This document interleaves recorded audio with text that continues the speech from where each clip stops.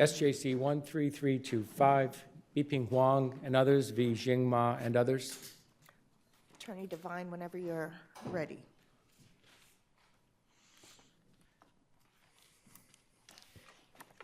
Good morning, members of the panel. My name is Charles Devine. I represent Biping Huang and Win Plus Realty Group in a matter against Remax, Leading Edge, Jinghan Sun and Jing Ma.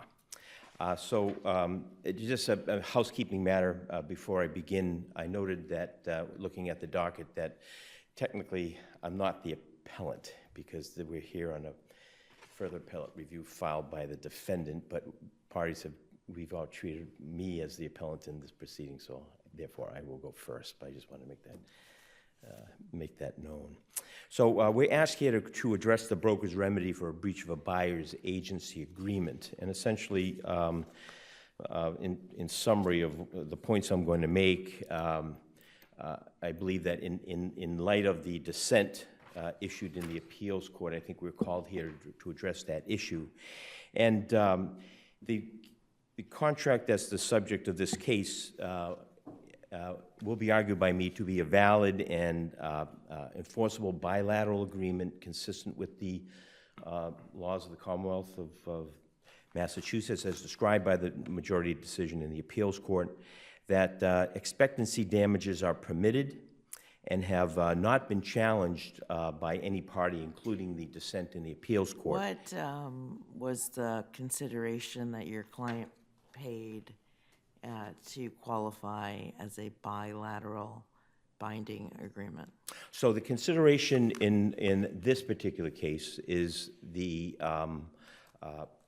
excuse me for a second while I grab my notes. So the agreement as set forth in Ms. Huang's affidavit sets forth various things that the buyer's broker would do in order to fulfill her obligations as a buyer's broker in this transaction. And the first thing was to use reasonable efforts to advise and represent the defendants, Sun and Ma, in their finding an acceptable home, to assist them in negotiating the terms and conditions. Let's stop on that one. Why is that promise to do something in the future consideration? Well, it becomes consideration when it is performed. So on the day that they entered into the agreement, each party made a promise to do something in the future, that once it's performed, it becomes the consideration. So in this case, just like anything, I go to a counter and I order a sandwich for $5. When you order the sandwich hasn't been made yet, but upon making the sandwich, the consideration is delivered and the money is due. In this particular case... Wait, do you have any cases where the promise to use reasonable efforts by your broker is sufficient to constitute consideration to make it a bilateral agreement? Well, there is a case that was cited in the brief, and if I may take it, I believe it's the Sam Nichols case. It was the... So that's the rescript opinion, right? It may have been a rescript opinion, Your Honor. But basically, it applied the principles that have been set forth previously in the law concerning the difference between a unilateral promise and a bilateral agreement. Right, and so what I did is I looked at those cases that Sam Nichols relies on. In each one of those cases, consideration was paid at the time of contracting. It was either $1,000 or at least $1. Something went from one party to the other at the time of the execution of the agreement. And here, so that's why I asked my first question. What did the broker do at the time of the agreement to make this a bilateral agreement? Well, so the broker immediately began bringing the buyers around to properties, showing them the properties, arranging for showings, arranging for inspections, submitting offers. And isn't that what happened in Tristram Landing? But Tristram's Landing was a unilateral promise case. So Tristram's Landing case was sort of like the right. So yeah, I'm just trying to figure out what the difference is between your situation and Tristram's Landing? I believe that Tristram's Landing case involved a seller's, can I take a half step back, Judge, and just Absolutely. talk a little bit about what the appeals court, the fact that when the appeals court was describing the requirements of a bilateral exclusive brokerage agreements, it was painting the seller's broker and a buyer's broker with the same brush. And I'm not saying that they shouldn't have done that, and I think that it probably was appropriate. But basically what they essentially said was that there are certain requirements for a bilateral agreement in both contexts, that they recite additional consideration, that the broker must agree to take some act in addition to merely selling the property, such as advertising or taking diligence efforts, and that's the Nichols case. I mean, I read some of these old cases, but they're really, I mean, isn't this clear this is a contract here, as the majority says?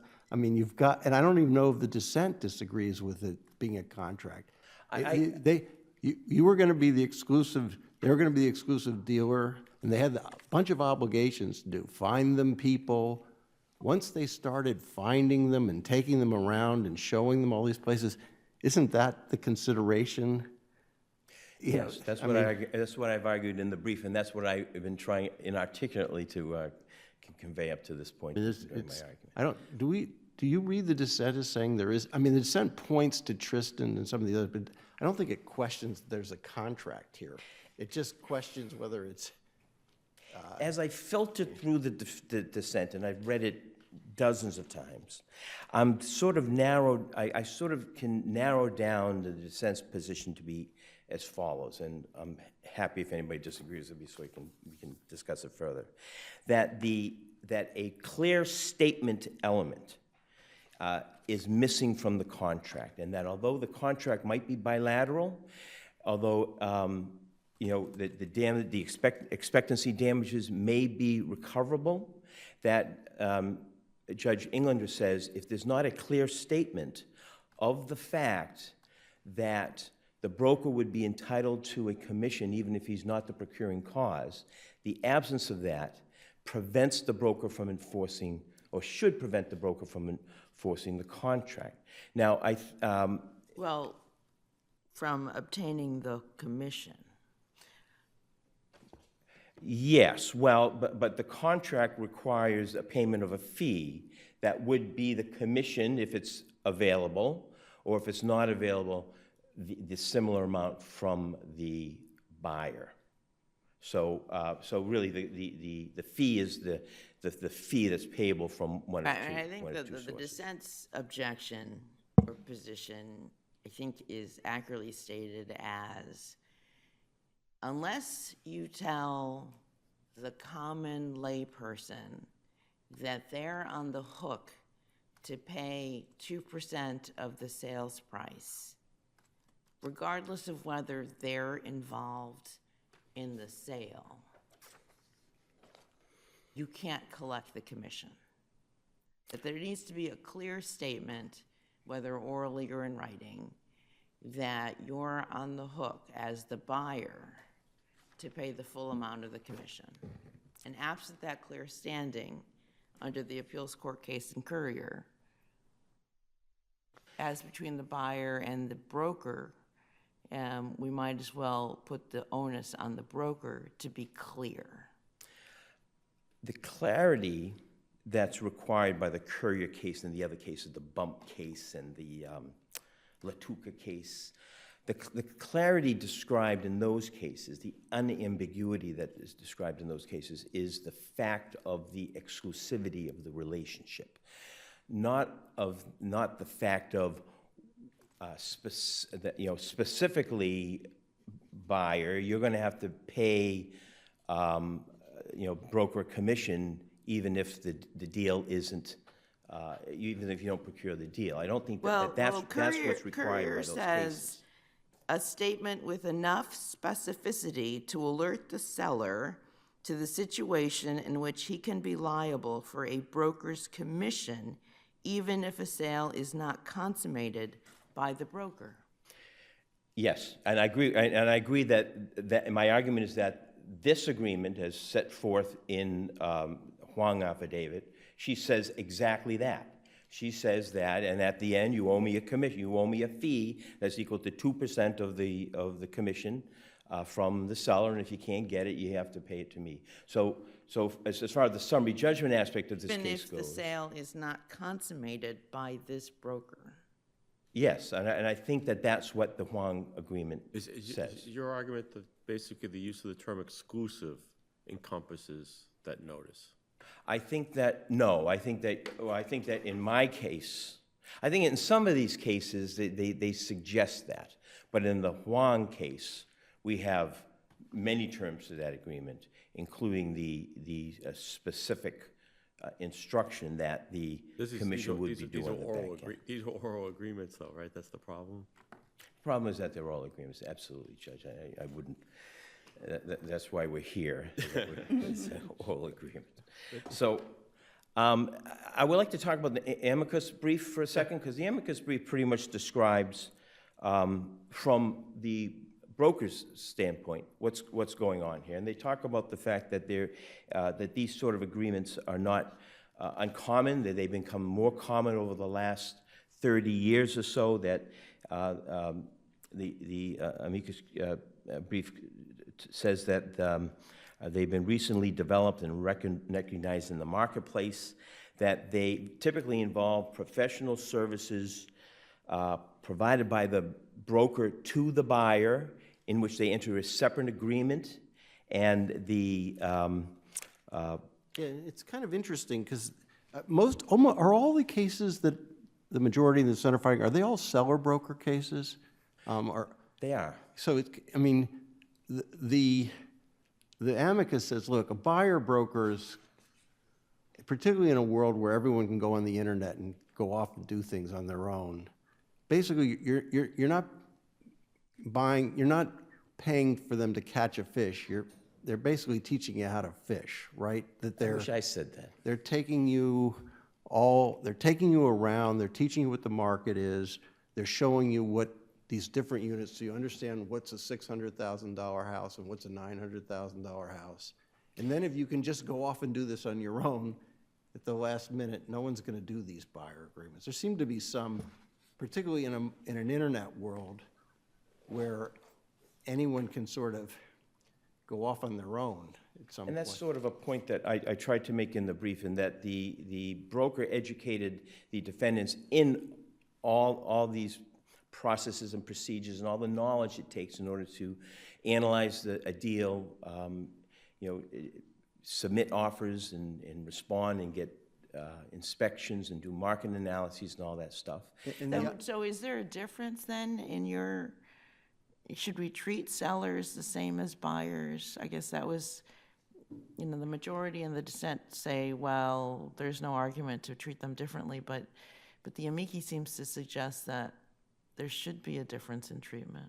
Oh, I read the amicus briefs the opposite. I think that the amicus they're talking about the exact same thing. They're talking about a bilateral agreement that sets forth exactly what the broker is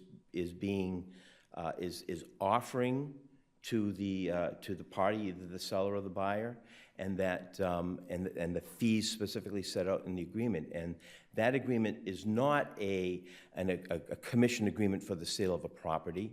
That is an agreement for the rendering of professional brokerage services for a fee. It's much more defined in the seller agreement. The relationship is much more constrained than it is in the buyer's. The relationship is much more constrained in the buyer's side. Right. It may be, yeah. I think that it is more defined as to what the buyer is getting for their money, and I think that's what the parties intended to do here, spell out a list of things that the buyer would get from the broker along the line, and then the affidavit establishes that the broker delivered. Not only did everything she said, but actually lent money to the defendants as a bridge loan for one of the transactions that was. There was an offer to lend money. I'm sorry? An offer to lend money, right? I'm sorry, I didn't get that. I thought there was an offer to lend money I think they actually delivered the check to the defendants. But then the, But then the deal wasn't consummated. They bought the subject property instead while okay. those communications were pending. Can you tell me if I'm wrong with this sense of how this works? People who are out looking to buy a house, they know, and the person selling the house, they know the broker is going to get a percentage. The average person who's talked to a buyer's broker might very well think, wow, this is great that they're helping, and if they actually help me find a house, they're going to make some money. But if, 3 weeks after the last time we talked, I'm talking to somebody at a dinner party and they tell me about a house available, it's not even on the market, and I go buy it, they don't expect that they're going to have to pay a broker's fee. Now, maybe they should have to, but considering if that assumption's correct, isn't it better to have that in writing so that everybody knows what's going on? Well, fortunately or unfortunately, the statute does not require it to be in writing. In this case, so is it better to have it in writing? I mean, if I was setting the rules, maybe. I would think. The way this world works right now. In this limited definition of the world as to whether it would be a good thing, yes, I would agree that that would probably be a good thing. But we're sort of dealing with a situation here where the oral agreements are permitted. The affidavit states that the parties had agreed. Oral and writing, so it would be better to do writing, right? Sure. But this is this world, so we do oral. So as between a clear statement that you're owed commission, regardless of whether or not you're involved, and not having that clear statement, why wouldn't we create a world where you did have to have the clear statement, whether oral or in writing, right? It just, the broker should, it's not that they can't collect for all the things that they've done, it's just that they should be clear. Can I answer the questions in order from Justice Lowy first? Is that the parties agree, the affidavit says that the parties agreed that Huang would be the defendant's exclusive buyer's agent, and the defendants would refer all potentially acceptable real property to the plaintiffs and notify other real estate agents of the party's exclusive agency. So that's part of the record. So in this particular case, it was a term that was discussed, negotiated, and agreed to between the parties. So we're just, this case is all about just binding the parties to their agreement. On the clear statement rule, the dissent states that some of the earlier cases, the curiae cases, the bump cases, expressed some sort of policy, some sort of indication that the policy was going to move into that direction. I would disagree with the dissent because I think that those cases are merely black letter contract law, that a unilateral contract, a unilateral promise is not performed until the delivery of the consideration. I think that those cases stand only for that and nothing more. Isn't Lastly, the problem with the clear statement, I mean, a clear statement, if these had to be in writing, the clear statement obviously would be hugely advantageous and simplify everything, and then all the brokers would know to include it. The problem we've got is now we've got an oral world, which we're going to end up litigating this thing in every single case, right? Right. It's going to be basically a litigation creation device. So I think that the way that the law exists, that exclusivity has to be specifically and unambiguously stated, that the terms of the contract, what the broker is going to do has to be stated, that the dissent argues that the clear statement rule,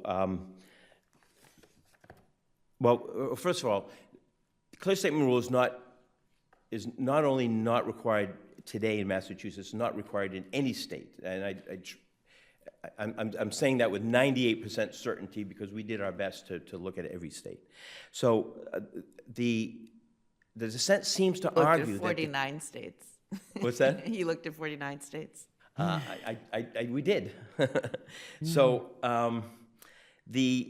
the dissent seems to argue that that it would be good consumer protection for this rule to exist.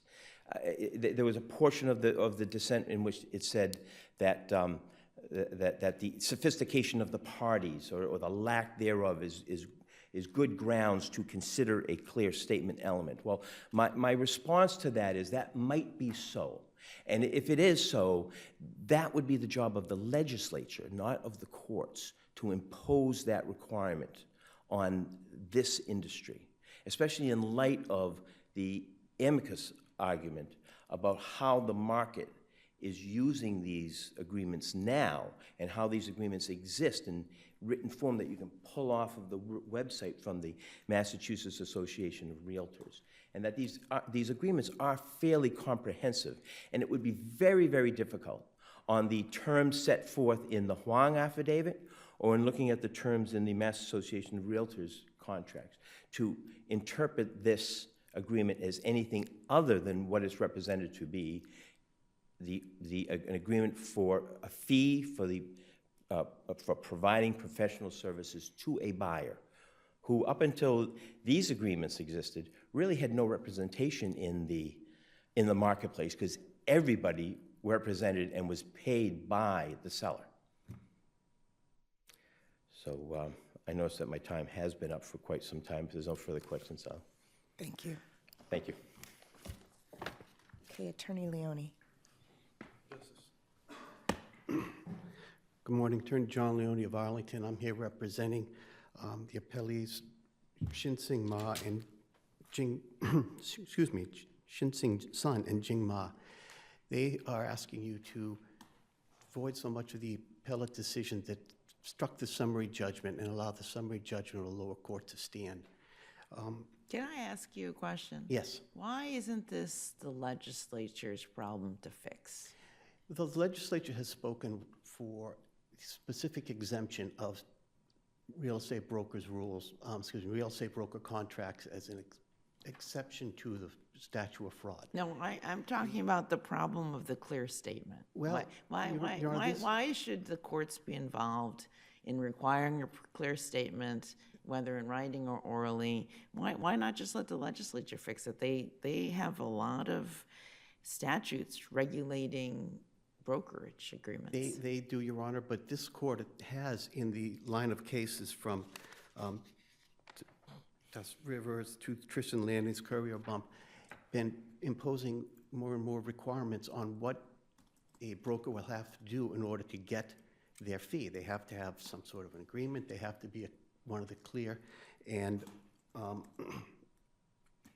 factors to make an actual transaction happen. They have to be one of the moving parties in that transaction in order to get it. What we're saying Your is... argument isn't that there wasn't a contract, right? No, we're not arguing there wasn't a contract. So given that We're there was a arguing- contract and the broker performed, why can't they expect damages up to and including the full amount of their owed commission? Well, we're arguing that she didn't perform in this sale. She wasn't the clear and efficient cause of the sale. She didn't have anything to do with the sale. Well, that's because your client breached the exclusivity. Well, there is past case law that allows the clients to void exclusive contracts by buying another home with another broker or buying a home by themselves without the broker. If there is a clear statement rule, which we're arguing there should be for public policy and for the help of unsophisticated buyers, it would have been clear to my clients and to all other buyers right up front that no matter what they do, they have to pay this broker a fee, whether or not this broker is entitled to the fee because she I guess or that's didn't. why I asked you the first question, which is, you're not arguing that there wasn't a contract. And in contract, you get all sorts of damages, including expectation damages. So if there's a contract and there's a breach, why is the broker not entitled to as damages Well, we're arguing expected, which was the commission? We're arguing that there wasn't a breach of that portion of the contract where she was a clear and efficient motivator in the actual sale. She had nothing to do with this sale. But shouldn't she have referred it to, once she, I mean, she's off on her own on the internet. That's perfectly appropriate. But shouldn't she, once she says you're going to be the exclusive representative, shouldn't she have referred this, hey, there's this out there, go call RE/MAX? And by the way, does RE/MAX get both sides of the, is essentially RE/MAX ends up, it's not like the client is benefited. Yeah, I The believe client- RE/MAX did get the full 5%. They get the full amount. So RE/MAX is the one who's, manipulating this process. If she says, look, I have an exclusive representative, it's this person. RE/MAX, is RE/MAX allowed to say, we're not dealing with you because we want both sides? I believe that's what they did in this case. Can they do that legally? If it's not, if it's, my understanding, Your Honor, if it's Not an not on the, exclusive if it's not on MLS and not on the market yet. Yeah, so, see, So- that's where this gets really cute. But it, Isn't that why the amicus has a point here?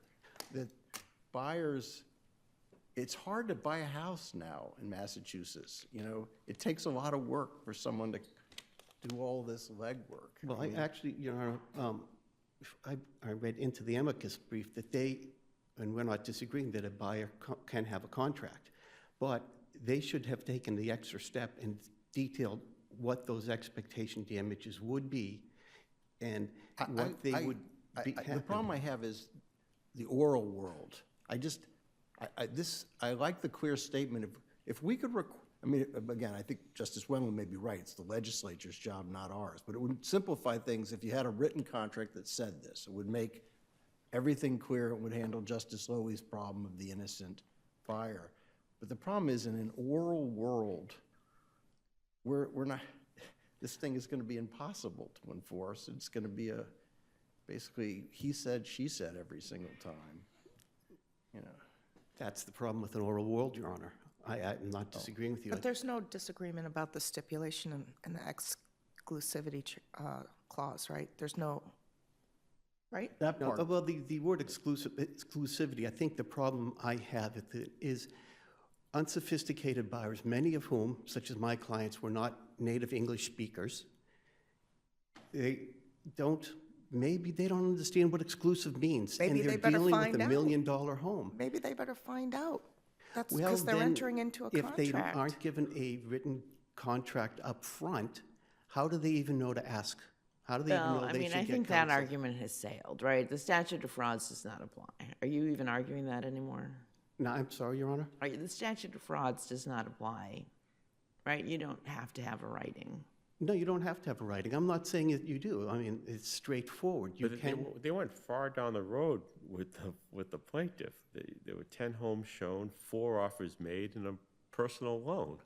Well, they didn't actually take the loan, Your Honor, so I'm going to agree Okay, with but you earlier. there was They an offer for a They personal offered to a loan. loan. Right, so it's But not by like they, that same argument, if I go into one car dealership and test drive a car 18 times, and then I buy a car from another dealership, I don't expect to pay that first dealership a commission Not as on the so- car that I what bought. what if you hire a car broker for you? Well, I'm sure he or she would most likely have it in writing. I've never hired a car broker, so I don't know. No, but that's it's a little bit different, but yeah. Right, but it's the same. So are you saying concept. that there is no breach of contract, or are you saying there's a breach, but I'm saying that they were allowed to breach the contract, which they did, They were allowed. without any expectation damages, because those damages the plaintiff appellant is arguing for weren't clearly and specified, set out in order for a home buyer such as my clients to fully understand and appreciate that they would owe her a commission, whether or not she had anything to do with the sale. but what do you say the damages should be for the breach? An Amazon gift card? Yeah. I'm sorry, Your Honor, but I don't want to be glib, but But my that client- means my nothing. client did state that, but if there was no damages set out and an Then don't we have to expectation. figure out what the damages should be? Or you get to decide? You're saying the nominal damages. Nominal. What does it mean then to be what does it mean to have an exclusive, what does the contract provide for then? What is exclusive about it if you'll do all this work for me, and if it works out, great, but could they have another broker working too? Could they have 3 different brokers as well? Would that violate the exclusivity provision of the contract? Certainly sounds like He it. says it violated. You admit that it's violated, don't you? I'm sorry? You're admitting that that the exclusivity part of the agreement was violated. They were, in our opinion, they are able to breach that portion of the agreement without, they can void the agreement by buying a home through another broker. So and I that's think- that's what Justice Kafker's asking. But So they that's- could have had a team of buyers brokers out there saying, all of these are exclusive, Unbeknownst to each other. right? Exactly, Well, clearly. And then the one that they like, the one that did, who ended up finding the house, gets the money and everybody else is out. That's simplified the argument, but we think the That can't be legal right. case law leading up to that, in the various cases we cited in the dissent in our request for further appellate review, validate that course of action by my clients. That's why we're asking this court to move and to make a decision upon what is actually a buyer's broker, what is enforceable, what is not enforceable. That could be the question, Judge Wendlandt, I'm sorry, I can't pronounce your name properly. That's perfect. Wendlandt says, why not the legislature and why you?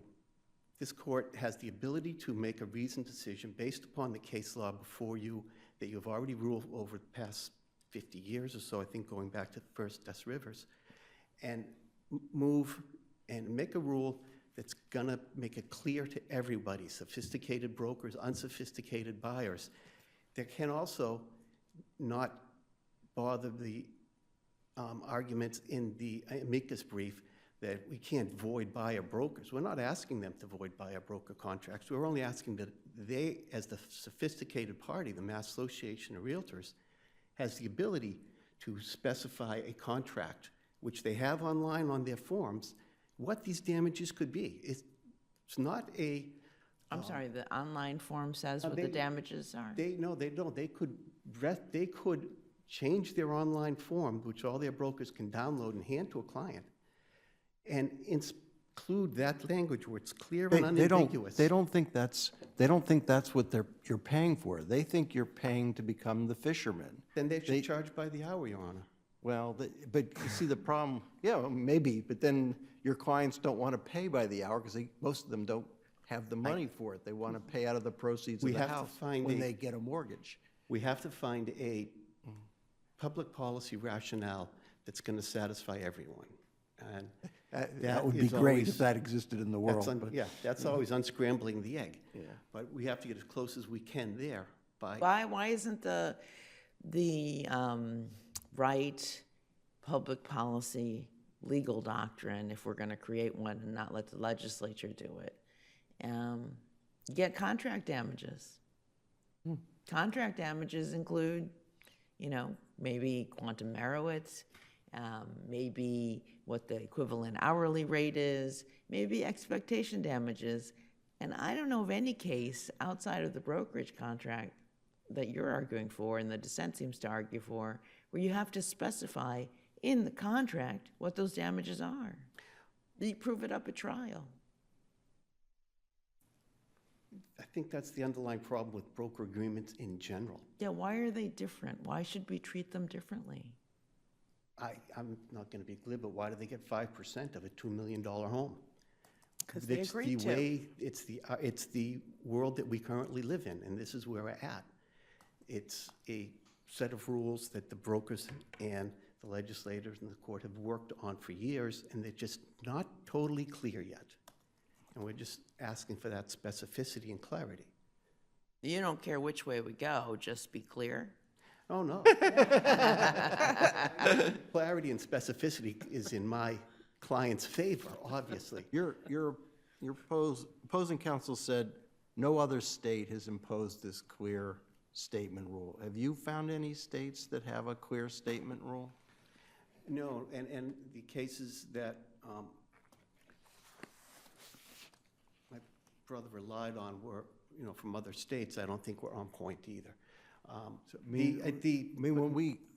Our law clerks, those hardworking people, when they go out looking for cases like this, where there's an exclusivity provision without a specific damage provision, we're not gonna find anything in the country on this, because it seems like this would be litigated. Because he's got some sites, and I've read some of the things, and the appeals court fights over these old cases, but they're not on, they all say they're not on point. Aren't we gonna find out-of-state cases on point going against you?